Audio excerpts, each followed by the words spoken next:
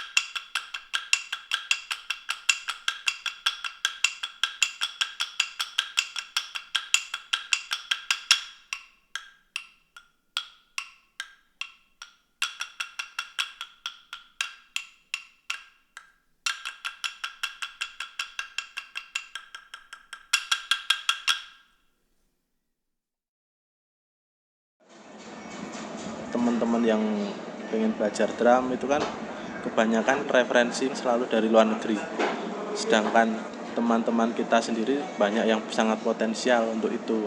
Kenapa sih kok minus one harus luar negeri, sedangkan drummer Indonesia itu sangat potensial, mereka punya karya yang bagus, mereka juga permainannya juga bagus, mereka juga mempunyai penemuan-penemuan juga. Jadi eksplorasi dari budaya Indonesia dimainkan di drum setnya juga ada unsur itu.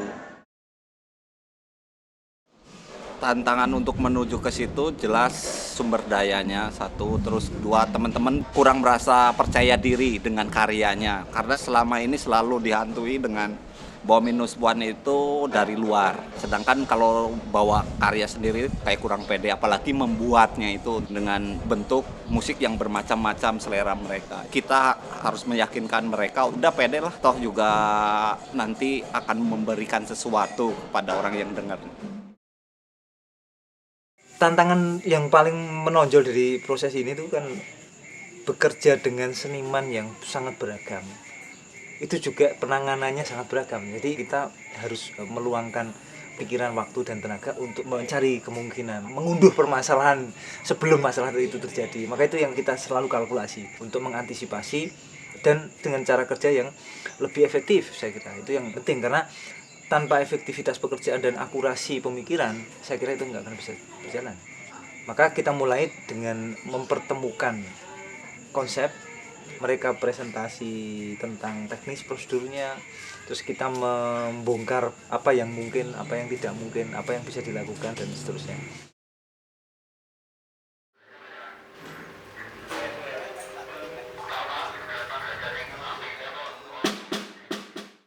Untuk konsep minus one-nya, rencana kan itu ada buku tutorial yang di situ juga ada biografi drummernya, terus sinopsis karyanya, dia terinspirasi dari apa, terus penemuan dari karyanya itu apa.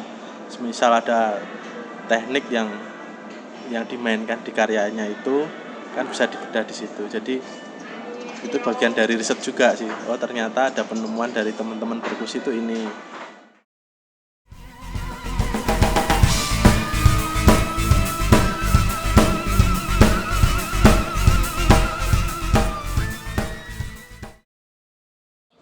Kita harus banyak advokasi sebetulnya, satu, terus kedua menyampaikan feedback dari teman-teman lain yang menikmati hasilnya itu kepada mereka.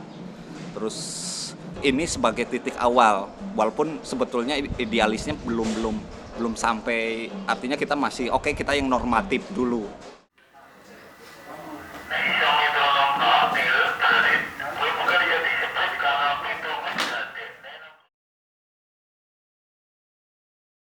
Hari pertama di Piramid di sesi rekaman Total Perkusi, Saya datang pagi jam 8 dan ternyata masih ada beberapa hal yang harus diberesin, walaupun sebelumnya sudah ada briefing untuk preparasi, ternyata tetap ada yang miss.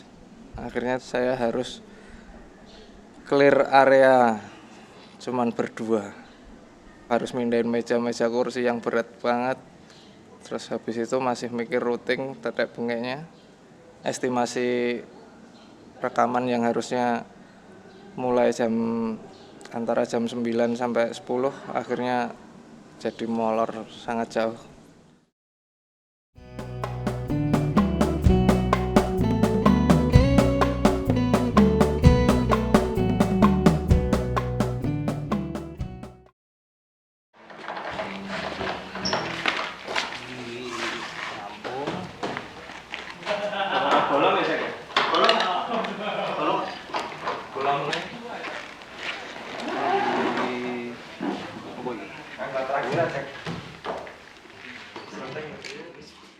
Sesi rekaman album kompilasi drummer dari Total Perkusi kali ini kita melakukannya tidak di dalam studio yang di treatment dalam tanda kutip semacam dead room atau ruang mati. Kita pilih lokasi yang bukan studio. Itu prosedur dari rekam bergerak yang mau dicapai sebenarnya karena drum adalah instrumen akustik. Dia butuh ruang, waktu, dan jarak untuk bersuara. Jadi kalau saya membayangkan itu direkam di dalam studio yang bertreatment dengan peredam yang sangat banyak atau istilahnya dead room, itu dimensinya akan hilang, suaranya itu akan flat aja. Bisa diolah di post produksi, biasanya cuman itu artifisial akhirnya. Jadi kedalaman ruang gitu juga itu nanti akhirnya artifisial. Nah, rekam bergerak ini mencoba untuk mendapatkan suara drum yang natural beserta ruangan yang otentik, yang itu tidak akan bisa ditemui di software, hardware, plugin apapun. Jadi ini kita berupaya merekam senatural mungkin agar suara drum itu benar-benar yang keluar adalah suara yang utuh, tidak terlalu banyak menggunakan rekayasa ini itu.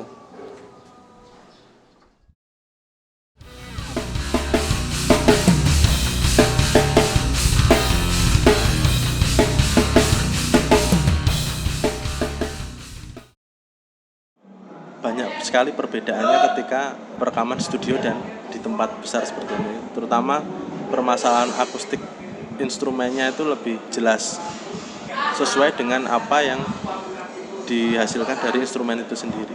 Jadi memang tidak ada manipulasi sound, tapi memang sound asli dari instrumen itu sendiri yang kita rekam di situ. Jadi saya malah suka perekaman live seperti ini.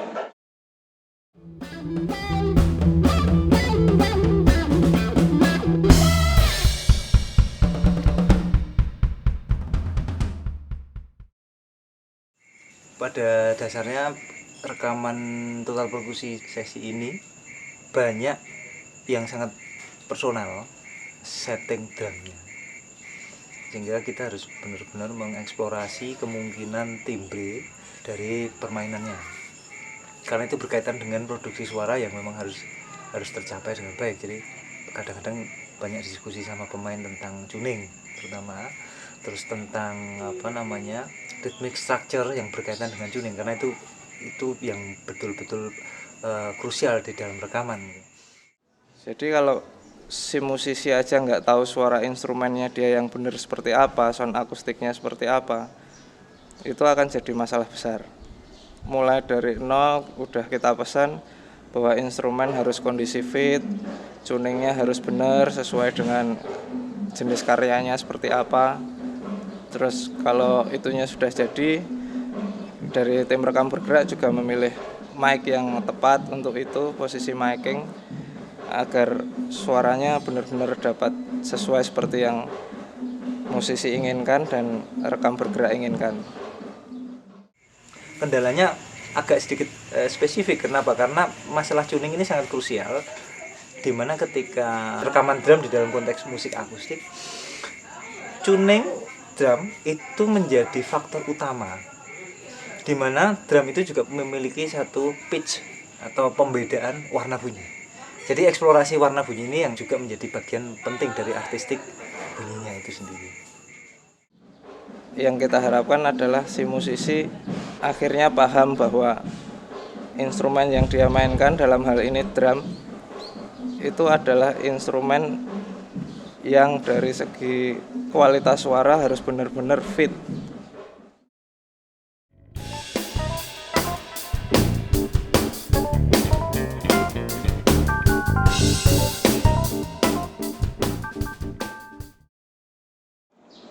Yang saya lihat menariknya akhirnya jadi pembelajaran juga untuk teman-teman musisi, terutama ketika mereka tidak siap dengan materi dan persiapan rekod karyanya secara live, secara otomatis juga hasilnya juga tidak maksimal. Jadi bukan sekedar perekaman, tapi ada proses pembelajaran bagi para pelaku seninya sendiri. Istirahat, tenang, makan-makan, yang kuliah aja, nggak usah ikut makan.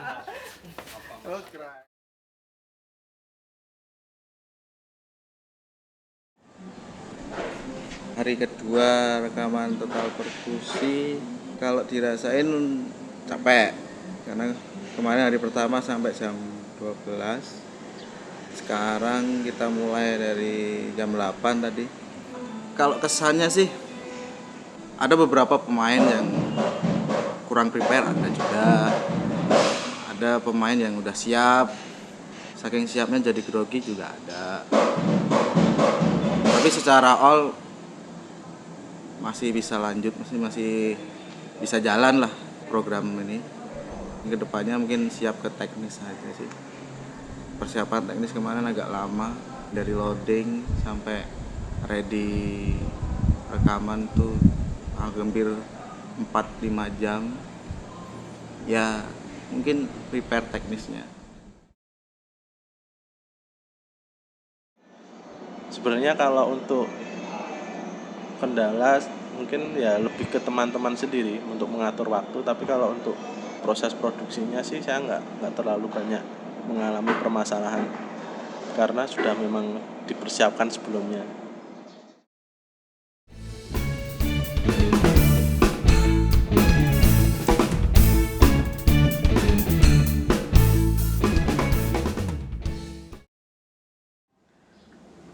Rekaman kali ini pengiring-pengiring drummernya itu bukan hanya instrumen musik aja, tapi ada yang pakai sequencer dan lain sebagainya. Dan itu ternyata di pihak player, pihak musisinya, mereka belum siap untuk itu. Mereka belum tahu gambaran untuk proses rekaman yang menggunakan alat-alat seperti itu. Dari pengalaman kemarin itu hal yang seharusnya simpel dibayangkan ternyata jadi rumit. 4 masuk, sekarang 56 belum. Bareng ora balance nang kene 56 berarti. Banyak teman-teman pemusik itu tidak terlalu siap untuk menggunakan perangkat semacam itu. Memang kendalanya sangat luas. Banyak dari mereka hanya berpikir tentang secara personal menggarap sisi artistik konten saja, tapi sangat lupa bahwa ada aspek yang lain di luar itu. Ketika ini harus dijalankan, berapa kanal yang harus diambil, sequencernya, mana yang harus menjadi panduan, mana yang harus ada click track, butuh click track atau tidak, itu banyak kendala yang ada di situ. Nah, saya kira itu memang kendala normal bagi para pemusik yang menggunakan perangkat tambahan, terutama yang berurusannya dengan elektrifikasi. Cuman sebaiknya itu memang harus diprediksi dan harus digelar dulu secara teknikal prosedurnya, sehingga tidak terjadi masalah di tempat perekaman, maka waktu perekaman akan menjadi lebih efektif. Maka saya kira dalam perspektif musisi itu menjadi penting untuk memahami betul kemampuan instrumentasi elektronis. Meskipun tidak 100% dia bisa ngambil panduan dari teman yang ahli dari situ, bisa bekerja bersama dari situ. Saya kira ada beberapa teman yang sudah melakukan itu, tapi mungkin karena memang belum terlalu dalam untuk mengeksplorasinya, sehingga secara teknis mereka harus banyak mencoba ini, coba itu, coba ini, coba itu. Saya kira itu memang butuh waktu. Itu sebenarnya yang bisa memecahkan permasalahan itu adalah teman-teman sendiri, terutama senimannya. Karena ketika memang dia sudah komitmen dengan sebuah program, seharusnya tanggung jawab persiapan dan segala hal itu memang benar-benar dilakukan sebelumnya.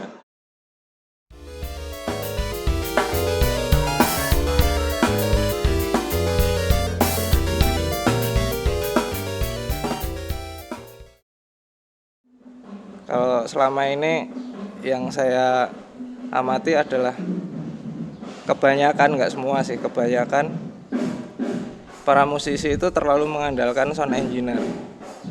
Jadi mereka mengira bahwa dengan instrumen yang apa adanya, dengan tuning yang apa adanya, sound engineer bakal mampu menyulap itu semua menjadi bagus. Itu omong kosong besar. Yang penting sequencer wis. Ketika di dalam ruangan saya melihat teman-teman dari rekam bergerak punya kesadaran untuk mentreatment atau menyiasati itu, tentunya agar kualitas bunyinya tetap terjaga. Kalau di rekam bergerak sendiri, selain melihat peralatan yang mereka miliki, tapi saya juga melihat teman-teman yang memang latar belakangnya juga perkusi dan latar belakangnya juga musik. Dari situ kan juga tahu akhirnya bisa memberikan solusi perekaman yang sesuai itu seperti apa. Karena terus terang juga untuk para pemain itu kan juga kadang nggak berpikir sampai teknis, sampai sound yang bagus itu seperti apa yang dihasilkan dari instrumentasinya di situ. Dan sejauh ini sih saya melihat kerjanya sangat profesional, tahu gitu. Tim-tim yang lain itu tidak sedetail ini.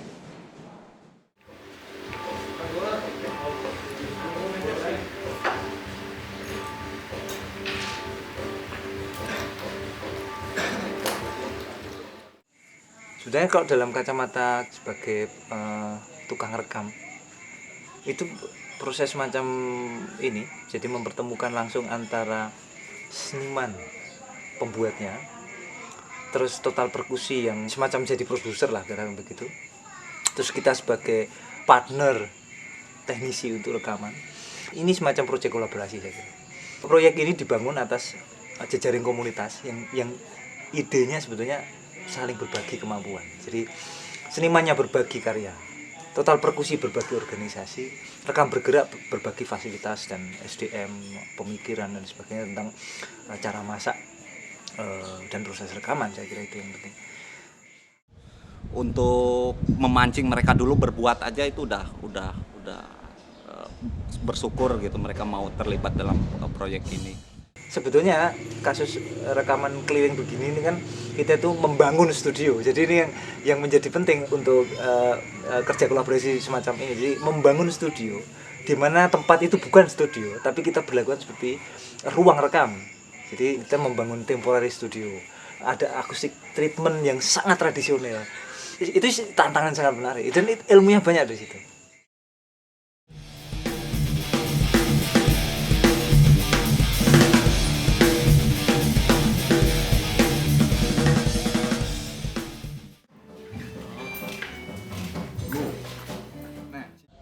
Kita akan memberi sodoran dari yang terdekat dulu, karena ini sebuah komunitas dari orang yang memang dekat dulu sama total perkusi. Terus kedua kita akan nyoba untuk ke sekolah-sekolah muter untuk coba menjelaskan konsep ini dengan menghadirkan pemateri ini, entah itu seperti apa sedang kita bicarakan, kita pikirkan bagaimana mempromosikan ini. Tentunya ini tidak masif dulu untuk awal karena ini uji coba, tapi yang penting kita akan coba bagaimana sih metode buku telah jadi, audio telah jadi, tapi bagaimana transfer knowledge-nya itu yang penting bagi terutama bagi drummernya nanti.